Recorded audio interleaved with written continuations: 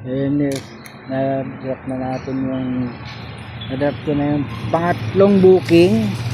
Medyo bad trip lang dun sa San Juan.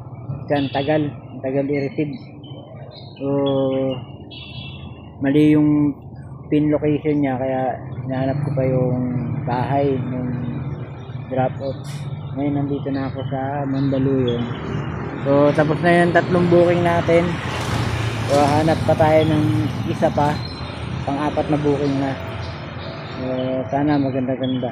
So time check, anong oras na? 5 to 10 AM ngayon, Biyernes, January 30, Biyernes, alas 10 ng umaga. So